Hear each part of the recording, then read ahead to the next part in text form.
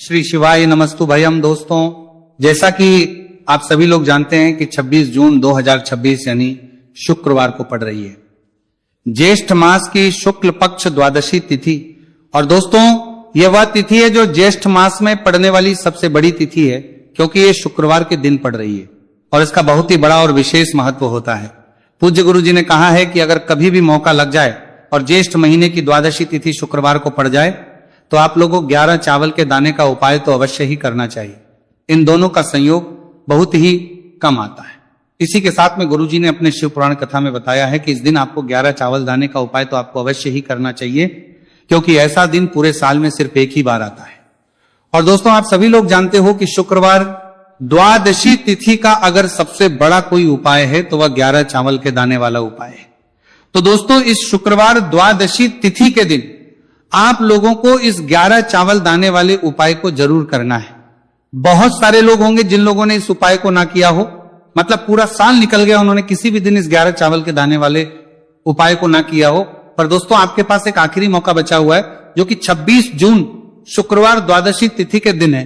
तो इस दिन आप लोगों को इस वाले उपाय को जरूर कर लेना है। भले ही आप पूरे महीने भर इस उपाय को ना किया हो, पर अगर आपने इस ज्येष्ठ महीने की द्वादशी तिथि के दिन अगर इस वाले उपाय को कर लिया तो आपको इस उपाय को करने का वो फल मिलेगा जिसकी आपने कभी कल्पना भी नहीं करी होगी। इसीलिए आप लोग इस वाले उपाय को एक बार जरूर कर लेना है, ताकि आप लोगों के हाथ से यह मौका ना जा सके और आपको इस उपाय को करने का फल मिल सके। दोस्तों, यह उपाय पंडित जी ने अपनी अभी की ही श्री शिव महापुराण की कथा में बताया है जी। इस उपाय को आज हम आपको बहुत अच्छे से समझाने वाले हैं। इस वीडियो को देखने बाद इस उपाय को समझने के लिए आपको कोई और वीडियो को देखने की जरूरत नहीं पड़ेगी। तो चलिए दोस्तों, उपाय को शुरू करते हैं। देखिए, ये ज्येष्ठ महीने के शुक्रवार द्वादशी तिथि के दिन ये इतना खास होता है, इतना महत्वपूर्ण होता है देखा गया है। कभी कभी बड़े बड़े पूजा पाठ अनुष्ठान से जो मनोकामना पूर्ण नहीं होते, वह ज्येष्ठ महीने के शुक्रवार द्वादशी तिथि के दिन एक छोटे से उपाय करने से ही आपकी मनोकामना पूर्ण हो जाती है। और बहुत सारे लोग इस उपाय को किया भी, आप इस देखा गया है और उनको इस उपाय को करने का फल भी जरूर मिला है। अगर आप लोग भी इस उपाय को करना चाहते हैं तो आप इस उपाय को पहले अच्छे से समझ लेना, सुन लेना, उसके बाद करना, आपको इस उपाय का फल जरूर मिलेगा। और इस उपाय को कर लेने से आपके घर में चाहे किसी भी प्रकार की दुहक और समस्या क्यों ना चल रही हो, आपको उसका कारण भी नहीं पता है कि भाई ये समस्या किसका कारण से चल रही है, उसका भी कुछ कारण हो सकता है, जैसे पितृदोष हो सकता है या किसी भी तरह का मंगल दोष भी हो सकता है। तो इस दिन आप लोगों को यह वाला उपाय कर लेना है। यह एक ऐसा उपाय है जिस उपाय को अगर किसी विशेष दिन पर किया जाए तो भाई उस विशेष दिन का जो है वह तो हमें मिलता ही मिलता है, पर हमने उस दिन पर इस उपाय को किया है तो हमें उससे भी बड़ा फल मिलता है, और फल बहुत जल्दी मिलता है, क्योंकि आप इस उपाय को बहुत ही बड़े और विशेष पर कर रहे हो। तो चलिए अब उपाय के बारे में बात करते हैं, लेकिन उससे पहले आप लोगों को यह जानना आवश्यक है कि आखिर ये उपाय किस समय करना है, किसको करना है और कैसे करना है। तो चलिए हम आगे आपको वीडियो में एक एक करके बता देते हैं। लेकिन उससे पहले, अगर आप लोग हमारे चैनल पर पहली बार आए हैं या फिर मेरी आवाज आज पहली बार सुन रहे हैं तो हमारे चैनल को सब्सक्राइब जरूर कर लेना, और इस वीडियो को करके कमेंट बॉक्स में श्री शिवाय नमस्तु भयम ओम नमः शिवाय जरूर टाइप कर देना। तो दोस्तों, इस 11 चावल के दाने वाले उपाय को हमें इस शुक्रवार द्वादशी तिथि के दिन कैसे करना है, किसको करना है, किस समय करना है और कहां पर करना है, ये सारे सवालों के जवाब आपको इस वीडियो में मिल जाएंगे। और जो ये वीडियो देखेगा भाई, उसको 11 चावल के दाने वाला उपाय जरूर करना चाहिए, क्योंकि इस दिन एक चावल के दाने का बहुत ही बड़ा और विशेष महत्व होता है। और जब बात आ जाए 11 चावल के दाने की तो ये सोने पर सुहागा वाली बात हो जाती है, और ये एक बहुत ही बड़ा उपाय हो जाता है इस शुक्रवार द्वादशी तिथि का। तो अब दोस्तों, इस 11 चावल के दाने वाले उपाय को आखिर करना किसको है, सबसे पहले हम लोग वो बात जान लेते हैं। तो देखो, घर की जो बड़ी माताएं बहनें होती हैं, उन माताओं बहनों में से कोई भी एक बड़ी माता बहन इस वाले उपाय कर सकती है। और दोस्तों, अगर आप चाहे तो अपने घर में से सभी सदस्यों को भी इस उपाय को करवा सकते हैं। अगर किसी व्यक्ति की खुद की कोई मनोकामना है, खुद की कोई दुख और परेशानी है जो कि वो अपने लिए ही करना चाहता है, इस वाले उपाय को तो वो खुद अपने लिए भी कर सकता है। बाकी अगर कोई घर में से ऐसा है जो कि अपने पूरे घर परिवार की सुख और शांति के लिए ये वाला उपाय करना चाहता है तो भाई वो भी कर सकता है, उसमें भी कोई दिक्कत वाली नहीं है। कहने का मतलब यह है कि इस उपाय को हर एक सदस्य भी कर सकता है, और पूरे घर परिवार के सदस्य के लिए घर की बड़ी माताओं बहनों में से कोई एक माता बहन भी कर सकती है। माताएं बहनें अगर घर में उपस्थित ना हो या वह ये वाला उपाय ना कर पा रही हो तो फिर घर का कोई बड़ा सदस्य भी इस 11 चावल के दाने वाले उपाय को कर सकता है, चाहे फिर वह पुरुष ही क्यों ना हो, उसमें कोई भी दिक्कत वाली बात नहीं है। अब दोस्तों, इस 3 बल के दाने वाले उपाय को हमें करना कहां पर है? हमें इसे शिव जी के मंदिर में जाकर करना है। बहुत सारे लोग प्रश्न करते हैं, हर एक उपाय को करते समय क्या हम इस उपाय को घर पर कर सकते हैं? तो इस वाले उपाय को आप घर पर नहीं कर सकते हो। इस वाले उपाय को करने के लिए आपको शिव जी के मंदिर ही जाना पड़ेगा। उसके बाद में दोस्तों जो अगला प्रश्न निकल कर आता है वह ये आता है, इस उपाय को लेकर कि आखिर इस उपाय को हमें किस समय करना है? सुबह के समय करना है कि शाम के समय करना है? तो देखो, इस वाले उपाय को आप लोग सुबह के समय भी कर सकते हो और शाम के समय प्रदोष काल में भी कर सकते हो।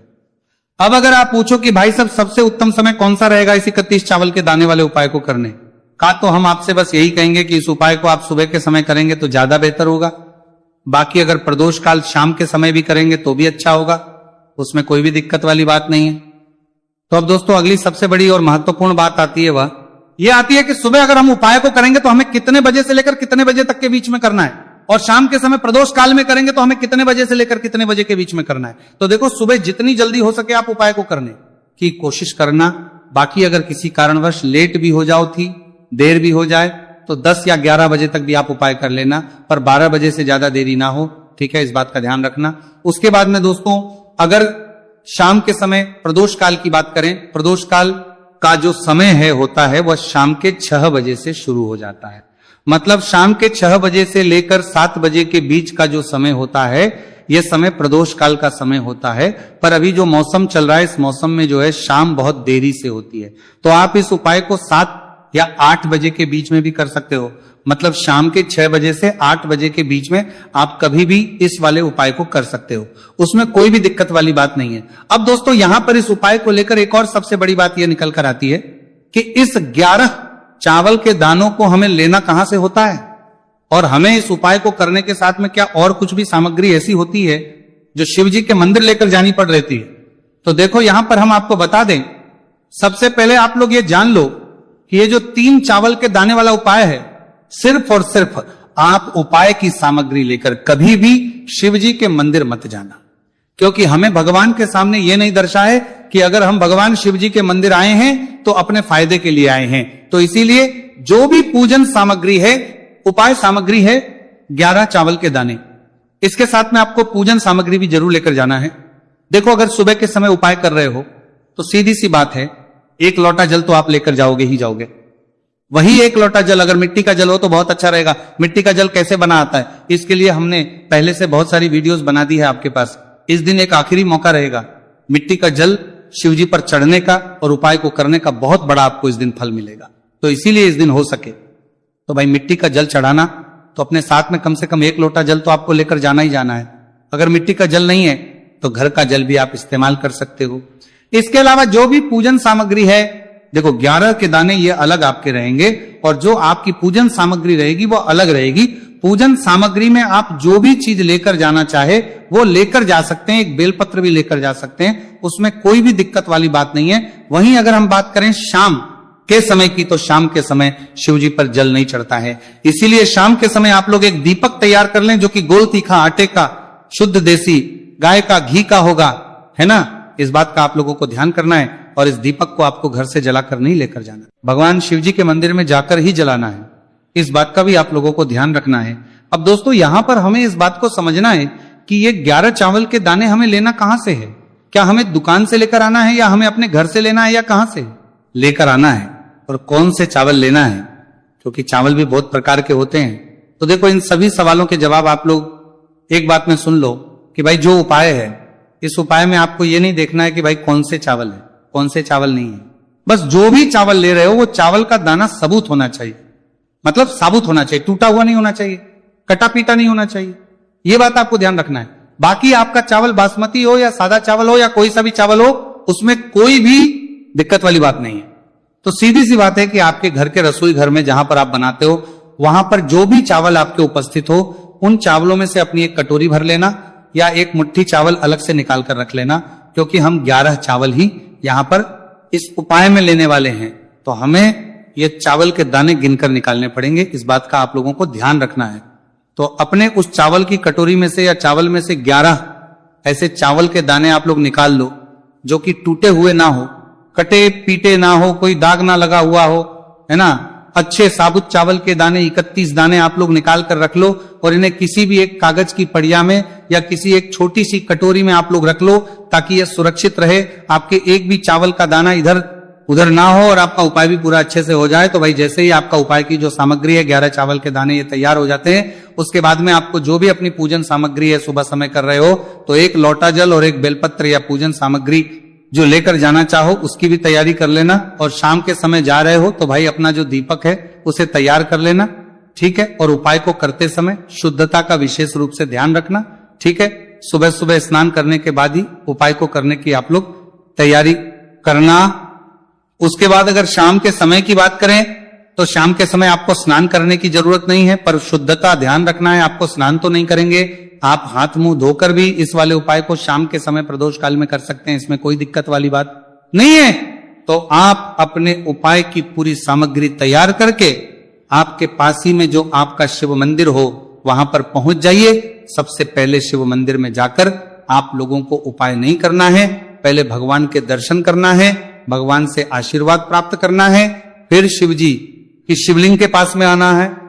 शिवलिंग के पास में आने के बाद जो पूजन सामग्री लेकर आए हुए हैं, जैसे कि सुबह गए हुए होंगे तो एक लोटा जल, और जो भी पूजन सामग्री लेकर आए हैं आप उनसे भगवान शिव जी की पूजन कीजिए। सबसे पहले तो एक लोटा जल ही चढ़ेगा, फिर आपको एक बेलपत्र श्री शिवाय नमस्तु भयम का जाप करते हुए शिवलिंग पर चढ़ा देना है। उसके बाद में आपकी पूजन सामग्री चढ़ेगी।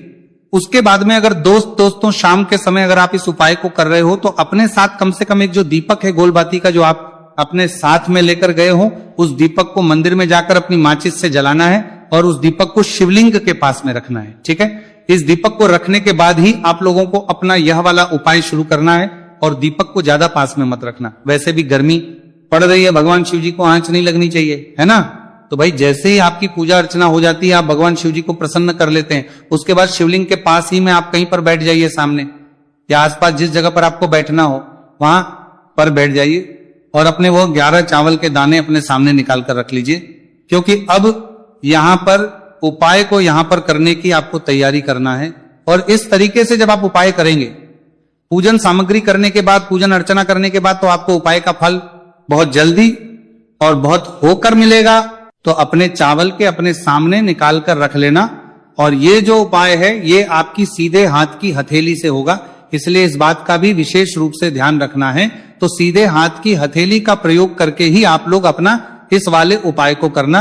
अपने सामने जो भी आपके कागज की पुड़िया है उसको खोलकर रख लो, या कटोरी है तो भाई उसे अपने सामने रख लो और अपने वो 11 चावल के दाने निकाल लो, ठीक है। उसके बाद में दोस्तों अब आपको क्या करना है कि शिवलिंग आपके सामने होगी, तो आपने वो 11 चावल के दाने एक एक करके, जहां पर आपने बेलपत्र चढ़ाए आपको शिव जी के शिवलिंग के ऊपर चढ़ाना है। कहां पर चढ़ाना है? शिवलिंग के ऊपर चढ़ाना है, और कहीं पर भी नहीं चढ़ाना है आपको अपने हथेली से, तो शिवलिंग के ऊपर चढ़ाना है। भले ही फिर वो अपने आप जलाधारी पर गिर जाए, ये मतलब वहीं पर गिर जाए, उसमें कोई दिक्कत वाली बात नहीं है, पर आप चढ़ाओ शिवलिंग के ऊपर। तो आपको क्या करना है, अपना पहला चावल का दाना उठाना है, श्री शिवाय नमस्तु भयम बोलना है और शिवलिंग पर चढ़ देना है। इसी तरीके दूसरा चावल का दाना उठा है, शिवलिंग पर चढ़ना है और मंत्र बोल देना है। और फिर तीसरा चावल का दाना उठाना है, श्री शिवाय नमस्तु भयम बोलना है और चढ़ देना है। इसी प्रकार से आपको पूरे 11 चावल के दाने एक एक करके शिव जी के शिवलिंग के ऊपर चढ़ाना है और भगवान से प्रार्थना करते जाना है। मतलब प्रार्थना तो आपको आखिरी में करना है, पर हर एक चावल के दाने को चढ़ाते समय श्री शिवाय नमस्तु भयम जरूर बोलना है। उसके ही में ये चावल का दाना शिवलिंग के ऊपर आपको चढ़ाना है। जैसे ही आपके 11 चावल के दाने शिवलिंग के ऊपर चढ़ते हैं तो भाई उसके बाद में आपको क्या करना है, भगवान से अपनी मनोकामना बोलना है। मनोकामना भी कब बोलना है, जब आपका 11 चावल का दाना आपके सीधे हाथ की हथेली में हो और आप उसे चढ़ाने के लिए जा रहे हो, श्री शिवाय नमस्तु भयम बोलकर उस आखिरी चावल के दाने को शिवलिंग के ऊपर चढ़ा देना। भगवान से फिर अपनी वो मनोकामना बोल देना जिस मनोकामना के लिए आप लोग अपना ये वाला उपाय कर रहे हो, जिस भी दुख और परेशानी के लिए आप लोग अपना ये वाला उपाय कर रहे हो। उसके बाद में जैसे ही आप अपनी मनोकामना बोल देते हो, आपका ये वाला उपाय पूरा हो जाता है। पर दोस्तों उपाय को करने के बाद आप लोगों को 2 मिनट भगवान शिव जी के मंत्र का जाप जरूर करना है। और मंत्र का जाप करने के बाद भगवान से एक और बार करना है अपनी मनोकामना के लिए या अपनी जो भी दुख और परेशानी है उसके लिए। इसके बाद में आप लोग भगवान को देखकर भगवान से प्रार्थना करके उनसे आशीर्वाद लेकर वहां से उठ सकते हैं और अपने घर पर जा सकते हैं। बस दोस्तों यहां पर यह वाला उपाय पूरा हो जाता है। इस तरीके से जो भी व्यक्ति छोटी छोटी छी का ध्यान रखते हुए इस 11 चावल के दाने वाले उपाय को करेगा, निश्चित सी बात है उसे उसकी मनोकामना पूरी होगी और जो भी दुख और परेशानी है वह भी बहुत ही जल्दी दूर होंगे। तो दोस्तों ये थे पूज्य गुरु जी द्वारा बताए गए कुछ बहुत ही खास उपाय। अगर आपको जानकारी अच्छी लगी हो तो वीडियो लाइक करिएगा। मिलते हैं नेक्स्ट पढ़ाले शाम हैं फिर एक नए वीडियो के साथ। श्री शिवाय नमस्तु भयम।